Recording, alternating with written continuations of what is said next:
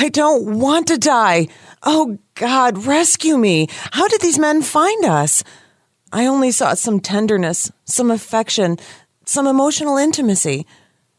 More people are gathering as they drag me through the streets. My betrothed is a hard man. My arranged marriage not my own selection, yet for a moment I found warm intimacy with another. I did not set out to break the law, but it would not bend. I was carried away in the moment. Perhaps it was best that we did not have time to continue in opposition to the law, though the rough way this crowd handles me cannot possibly be acceptable in God's sight either. More people are gathering. Rather than justice, these people seem more intent on brutality with every passing moment. I'm bruising already from this vicious dragging and not even decently clothed to be out in the street. Many gawkers leer lustfully even as they see me as the wrongdoer. What is this? They're dragging me into the temple courts, though I'm not properly attired.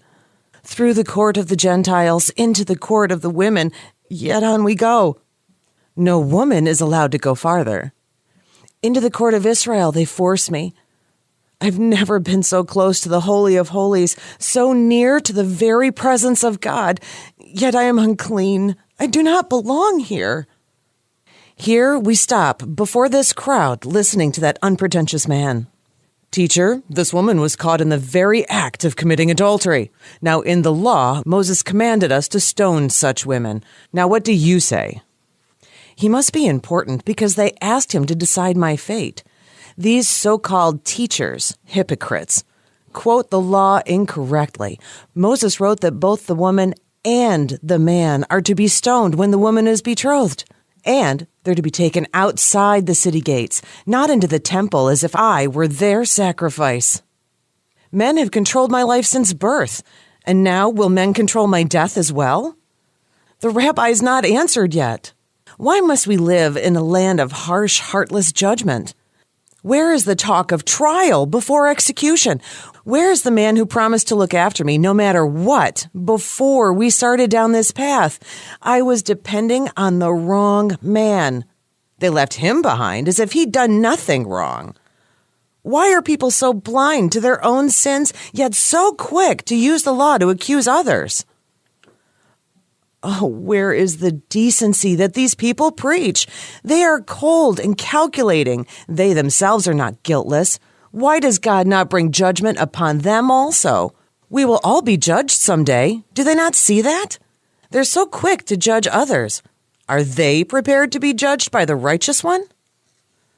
More people are gathering. Some are bringing a supply of stones. Others are searching for them. Why did you even make me, Lord? Has it been your plan that I should die like this? As I look around, it appears there are 3 different groups mixed together here, and not all seek my blood.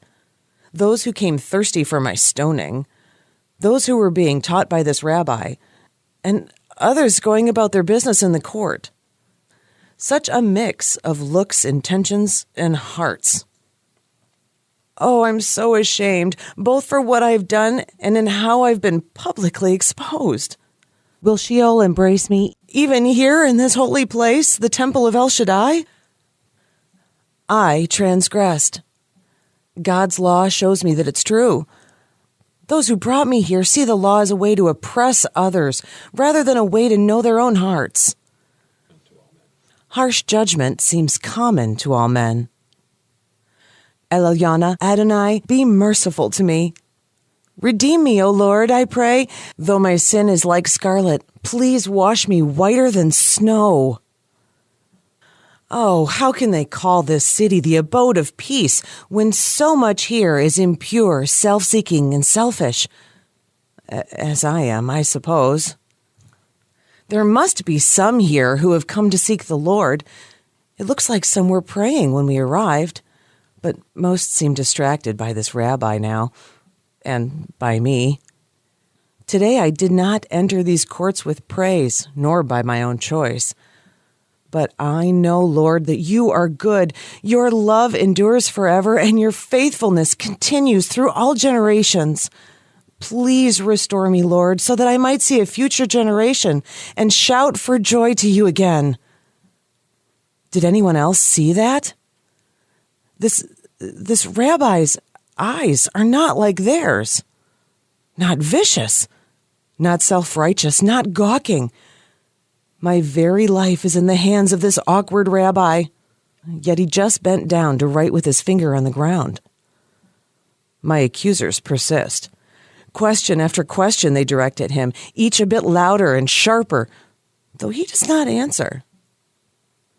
He straightened up. Let anyone among you who is without sin be the first to throw a stone at her.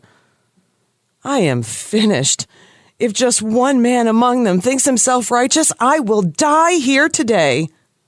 If I am to die, at least this rabbi that permits it will experience pain also. He is way too close to me to avoid getting hit. No, his eyes are still full of gentleness and hope. His look comforted me for a moment. We need more like him. Why does he not save himself by moving off some distance? Instead, he's gone back to drawing in the sand. With him near, I sense some peace, even in this conflict. Now there's quiet. When will it start? Your law, O Lord, is right, but where is mercy? When will it start? Some of the elders are quietly slipping away. This rabbi just keeps drawing in the sand. The mob grips stones in their fists, but no one has thrown one.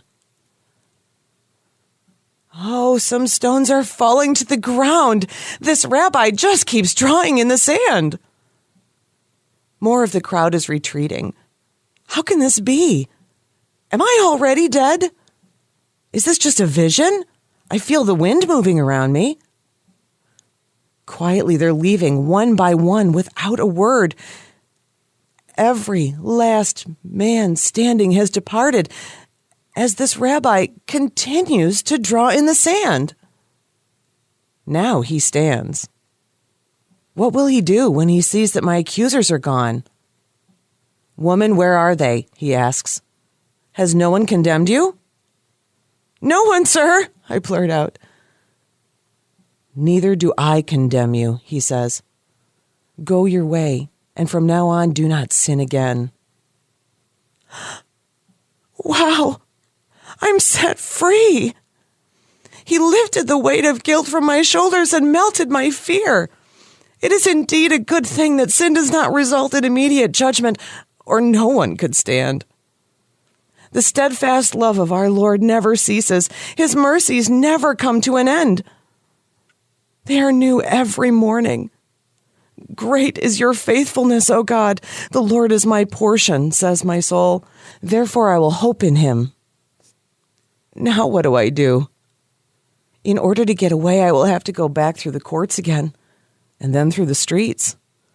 Will my accusers be waiting in the shadows along the way? Will they be gossiping about me throughout the community? Do I run to my house without proper covering? Or perhaps wait until dark or reach out to someone for help? Don't just stand here. Get moving now. How do I return to my people? Will my betrothed fail me, as I have failed him? Will my family disown me? Will my neighbors treat me harshly? How do I carry on each hour and each day and live with this? What am I to do on the Day of Atonement?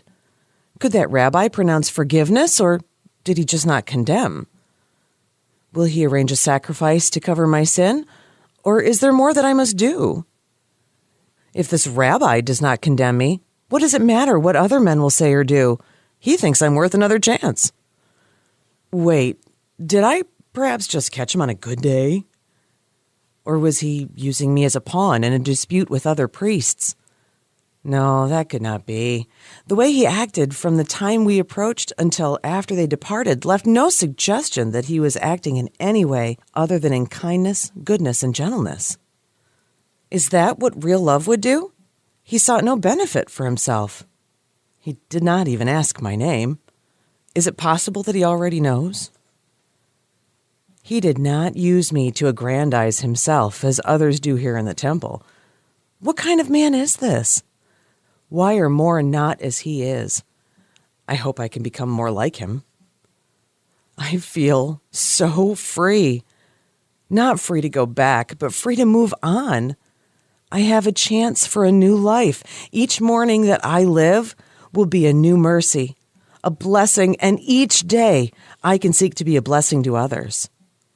What would it be like if I had lived and loved like he does, to care for others even when they do not deserve it, to care without requiring anything in return? I wish I could see and listen to him teaching others. I wonder who could tell me where he might preach publicly. Oh, but what would he do if he saw me? Would he humiliate me before the crowd, telling them what I had done?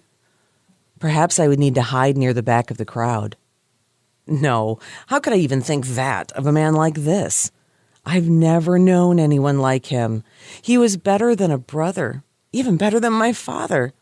I must find him again soon. On some other day, in some other place. Could he possibly consider me in any other way than in the light of what happened today? Would he care about me if I passed him on the street? If I ever marry, would he willingly attend my wedding and think of me as a bride with a blessed future? When will I be able to see that rabbi again? I do not think that I could feel any shame in his presence.